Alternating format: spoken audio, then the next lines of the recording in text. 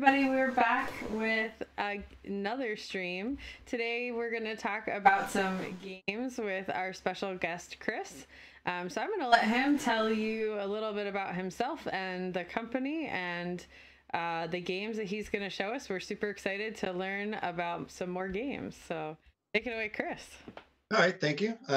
Again, thanks to the Meet Pecan team for inviting me and giving me the opportunity to talk about my game. It's inspired by the movie Master and Commander, if anybody's Nice. familiar with that one. Russell Crowe. Um, it's based on the movie is based on a series of 21 books by an author, Patrick O'Brien.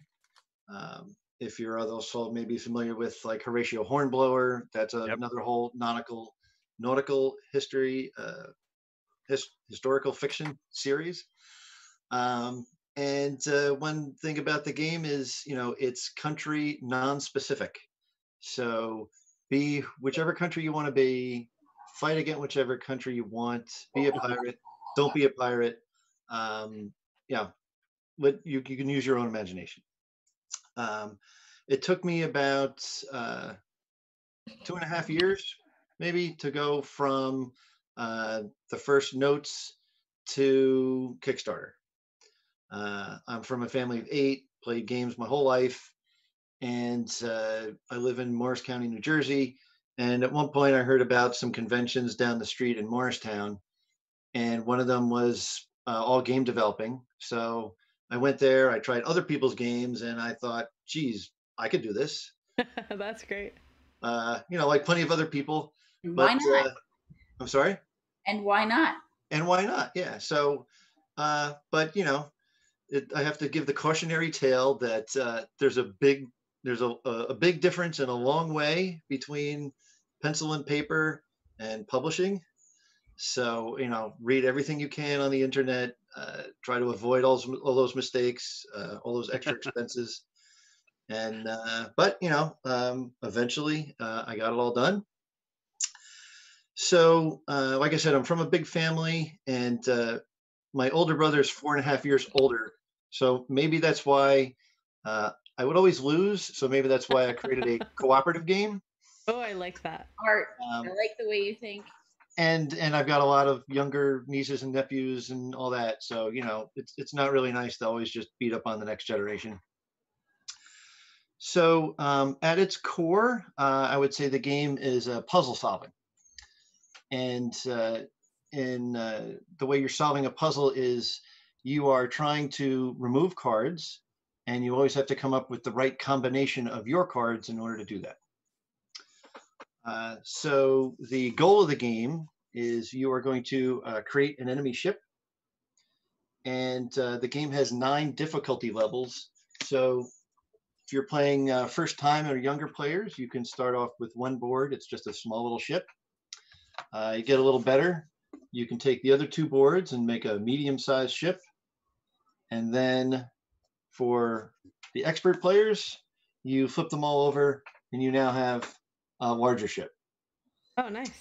And in each one of those sizes, there's a couple different difficulty settings as well. So, people ask me, how long does it take? The game could take 30 minutes. It could take an hour and a half. It depends on how much difficulty you set yourself up for. That's great, that variety.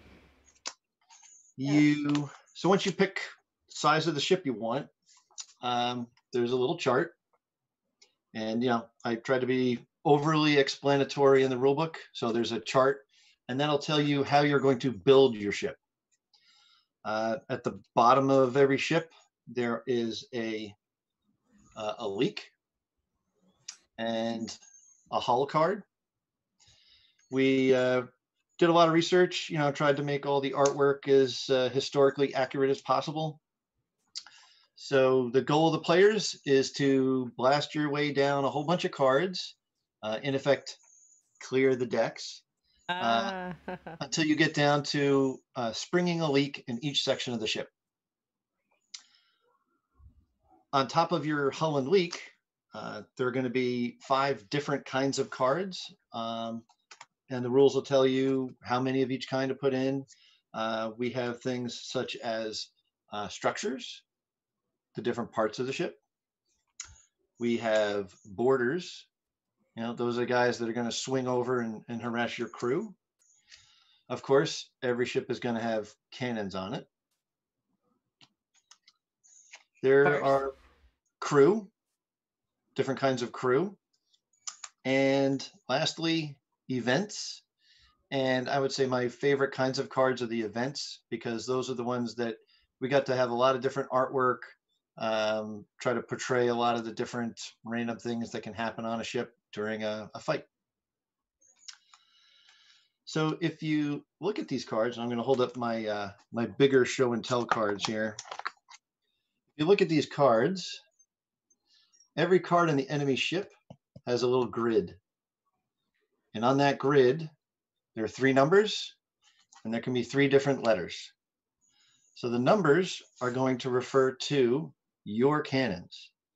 So on your ship, you have 3 different sizes. You have an 18, a 24, and a 36 pounder.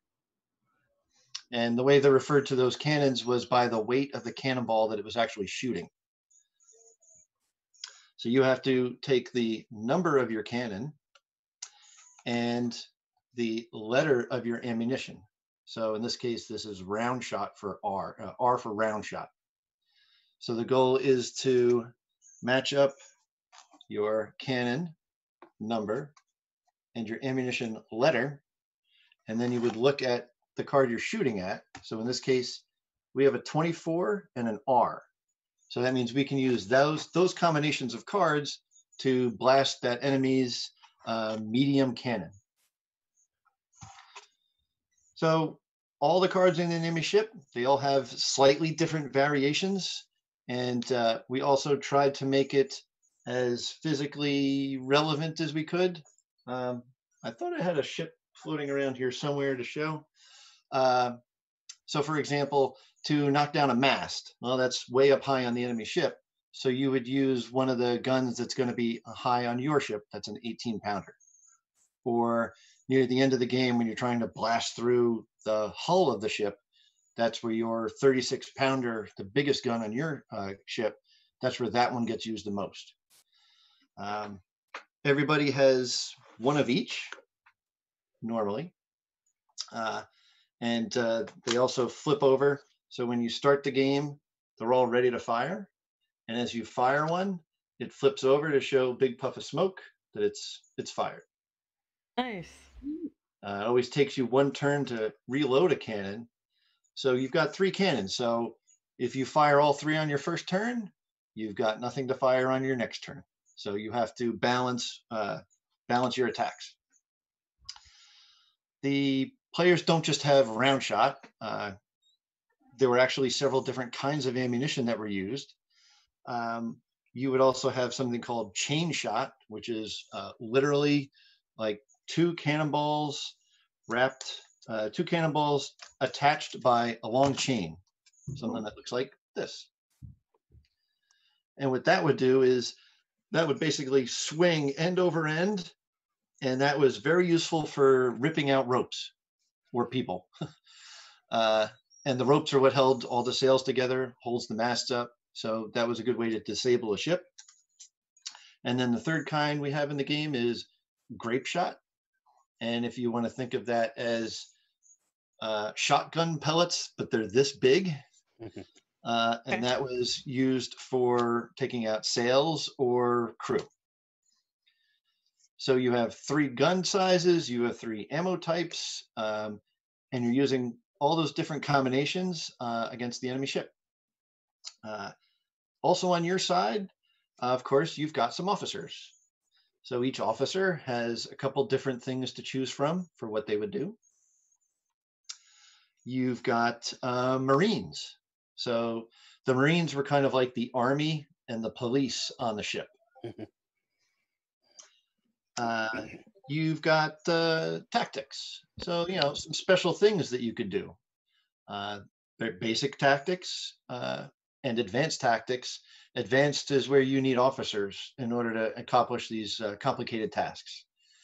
This is one in particular a lot of people like, false colors. It was quite common, especially if you were in enemy waters, to fly somebody else's flag. Right. Lets you get a little closer, lets you not get attacked right away. But you know, they were all gentlemen back then, so you would fly your proper flag before you would start to fight with somebody. And then lastly, to kind of balance the events, we have fortune cards. So for good fortune. And these are either random things that might happen to the player's benefit, or uh, fancy things that you can plan for to your benefit. So for example, I always love games where you stick the name of the game in a card somewhere. So this is the clear the deck card. Yes. And this lets you get some bonus cards based on what you're doing. And along the terms of bonus cards, normally one attack always takes out one card on the enemy ship. But these ships were complicated things. So there are opportunities where you can, in effect, do like a little cascading or domino effect. So for example, if you were to, people like this, so if you were to knock over a sail, knock the sail down off of a mast, well, you know, that weighs hundreds of pounds and it's a great big piece of fabric. So if somebody was standing next to it, they're going to get covered by that. They can't do anything. So the little bonus for shooting a sail is that if there's a crew card next to it, the crew doesn't get to counterattack you. And there are several ways to do that. As the ship gets bigger, obviously there's more cards that you have to shoot at and can come back at you. So that's a way to balance out. If there are more cards on deck, you have a better chance of getting one of these little bonuses. Nice. So you're attacking the enemy ship. After you go, it gets to attack you, and it might be trying to, you know, shoot the officers out of your hand.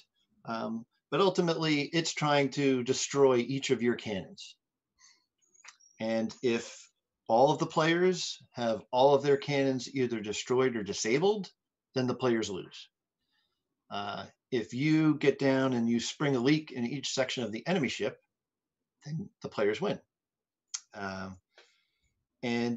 like I said, I've seen games be very quick in either direction.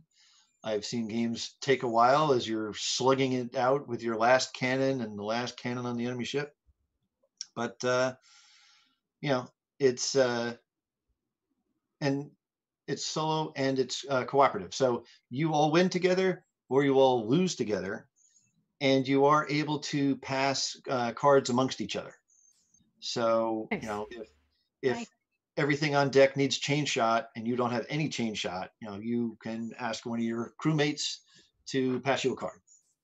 Now, interestingly, you know, something that comes out of playtesting, I had originally set it up so that you had to trade for cards with other players. And one of my expert playtesters said, well, if you were in a heated battle, do you think somebody's really not going to give you what you need because you won't give them a cannonball? So that became, you know, just you get a card from somebody else. One other thing I wanted to point out, you know, as far as like, you know, all the artwork is original. Nice. One thing, I did instead of moving things, so we also made play mats. So it's basically a mouse pad, and it basically gives you a place to put each one of your cannons. Get you a place to put the damage tokens that your cannons accumulate. And it also, if you see all the flags on here, it's a good segue for the flags. You see all the flags on here. The flags actually help you remember what to do over the course of your turn. I really wanted to work in the nautical flags. It's a nice design element, but it also helps with the rules and sorting and mixing the cards. So if you've ever seen one of these little ships out at sea, and it's got all these pretty flags on it. So each one of those flags, it's an international code. Each one refers to a letter of the alphabet. Yes. And it can also, they all actually also have individual meanings, kind of like shorthand. So internationally, like the letter B here, that means I'm carrying explosive goods. So Oh. might want to steer clear of them. B for boom. But for my game, I used B. That's the borders. So, Okay. It's a nice element. That's the letter O. That stands for officer. So worked out all through the game. At the end of the game, you have to basically sort your ship cards back out again. So, if you've ever played Dominion, that can take a while because the cards all look kind of similar. Yep. So with the flags, makes it easy to sort it back out. My favorite part of gameplay is sorting cards, which sounds ridiculous. But Then you should I like try doing that. Legendary or Smash Up. So then, just lastly, it's been a rough year for everybody. I was working with one artist to do an expansion, and that kind of all fell apart. So I've just kicked it off with a new guy. So world premiere. These ships all had rats. So these are my cool. rats eating the flour in the hold. And I don't know how it came. Oh, and this actually another little color story. Rats were called millers on ships, and the reason was because they would get covered with flour, like a miller would. Skipping shot. So if you fired a cannonball at a low trajectory, sometimes like a skipping stone, it might skip a little bit. So this is a skipping shot. Neat. And it is, I steered clear of pirates for the first game because I didn't want to be lumped in with pirate games. But I had to promise multiple people that the first expansion would include pirates. So we have some. Ed is happy to hear that. We have some what's called flat coloring. So this is like the first pass at coloring. So this is my Buccaneer. Buccaneers were more like a land raiding type of pirate than sea fighting type of pirate. So here they're carting off a local official for ransom. And I also really like this one. Here's my Cutthroat. So he's sneaking on board to come after an officer. So in just over 20 minutes, that's everything you need to know about the game, I think. Where can we get it? So it is available for sale on my website. Whenever I get to go to conventions again, I bring it along. The website is, and I believe you're going to post it. It's Crispy. We have it. I think Crispy Games CO. And my name is Chris Pinion with a P. So I like puns. So that's where crispy comes from. Nice. I get it. I love it. That's excellent. Yeah. The game is $40. There's like about 200 cards, the boards. You get all these little tokens to demonstrate damage, counters, things like that. And for your viewing audience, I'll just say my MeepaCon special is I will put in 2 mats with each game. The game is for 1 to 4 players. The mats are normally $5.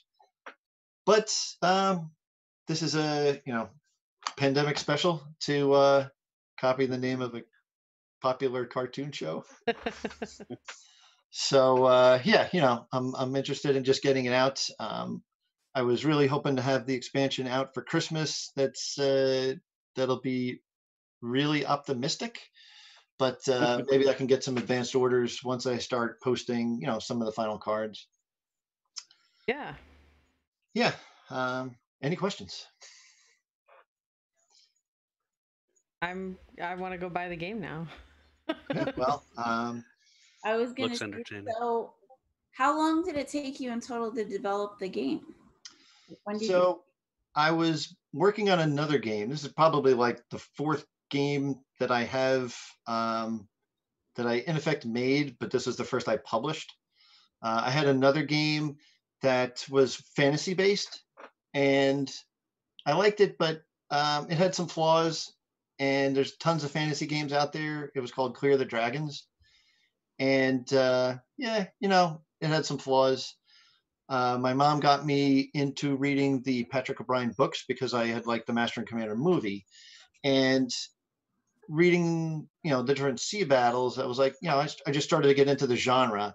And lo and behold, the other game evolved into this, instead of a fighter using a sword, there's a 24-pounder using a round shot kind of thing. So, instead of killing an orc, you're smashing the railing on a ship. So the mechanics made more physical sense to me than arbitrary fantasy stuff.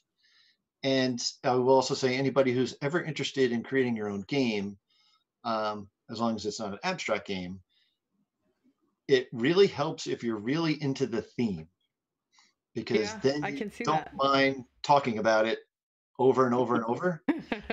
Yeah.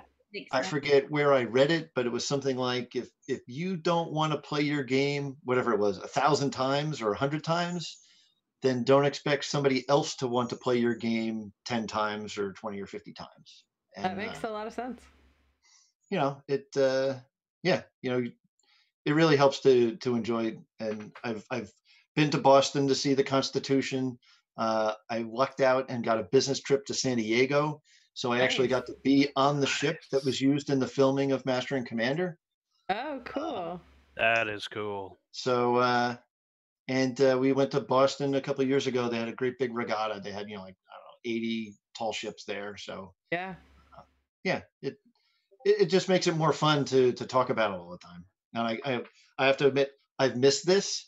I've been tweaking these other cards and stuff, but I really haven't played in a while. Oh, I just saw my ship here.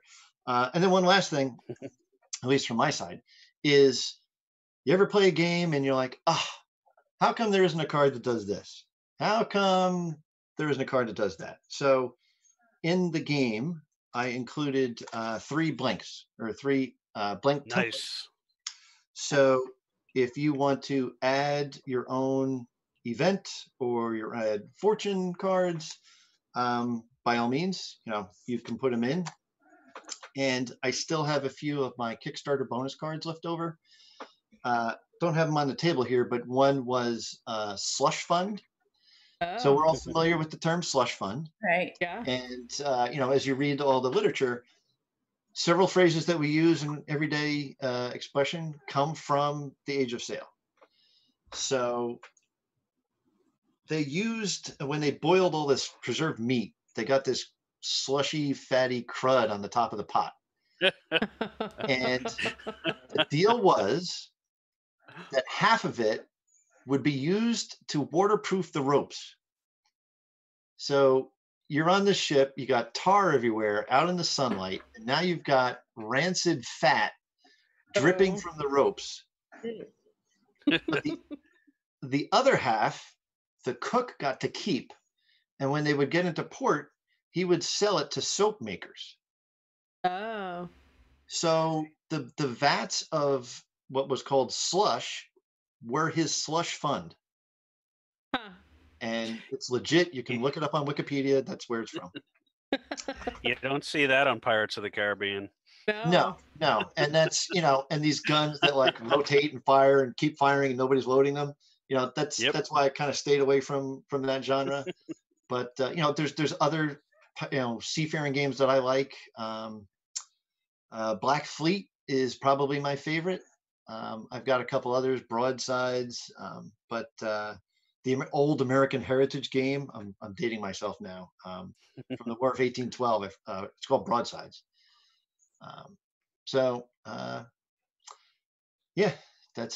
That's the game in a nutshell. Thank you. If we have a few minutes here, if you have any other questions, I'm all ears. But the hat does get hot after a while, I have to admit.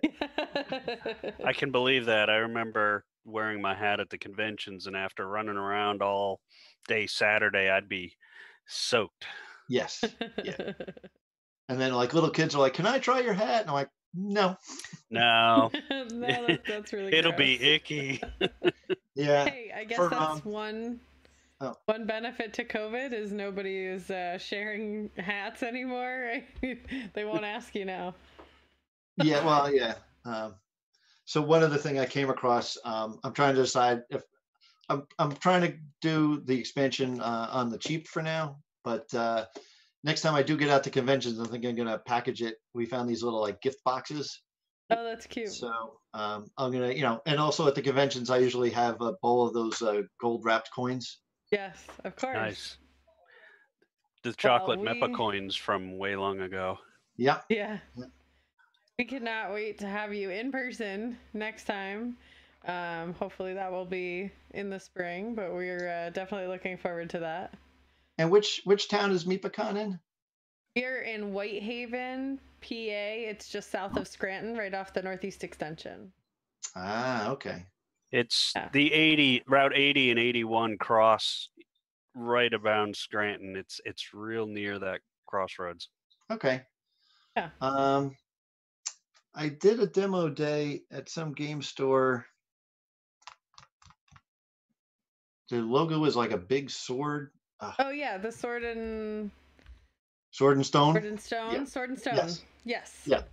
So I came out there and Wilkes-Barre. Yes. Okay.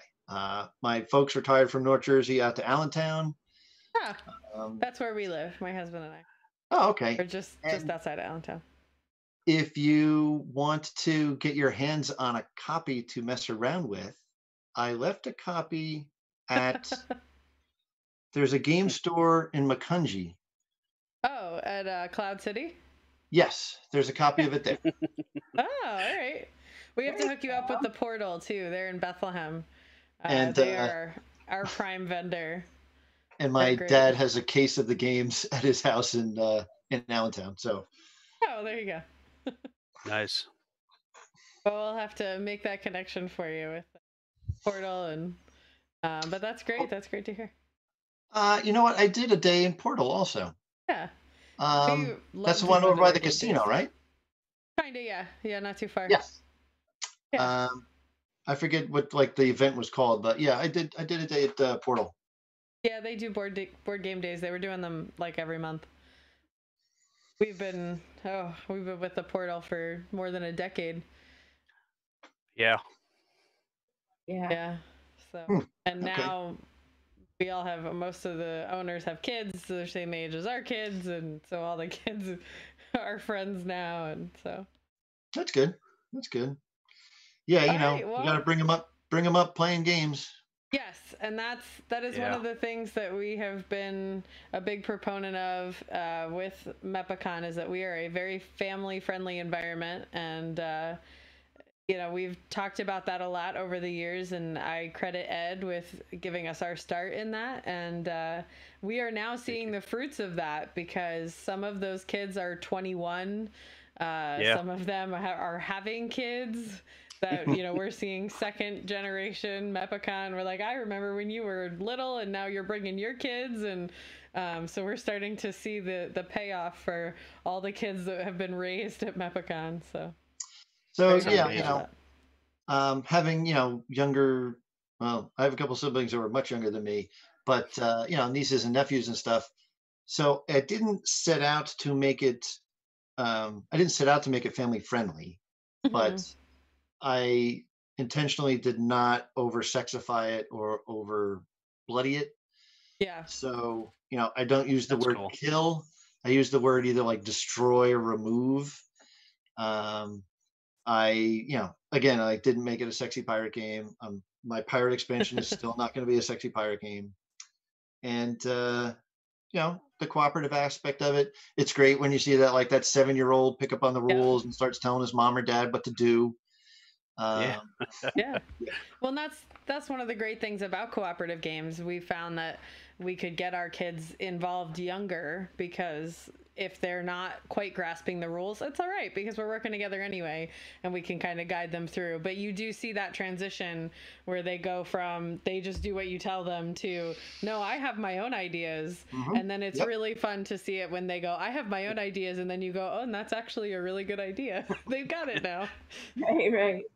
Or when they say, "Dad, you're doing it wrong."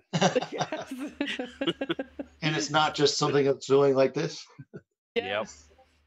Yeah, and it was another, like something else I realized after the fact is you can actually get rid of a lot of the cards and still play the game. You know, if the concept of officers or tactics is more than you want to teach them, just play with ammunition. Yeah. And once they get the combinations in, you know, then you can go and add some of the other cards in. That's nice. Great. Like you said, you said there are a lot of cards there, so got a lot to work with. Yep. Very nice. Well, thank you so much for coming on, and hopefully we'll see you again, see you in person, and certainly looking forward to trying out your game. Very excited. Great. Thanks very much. All right. Thank you. Have a good evening. Have a great. You too. Have a good one. All right. We will be.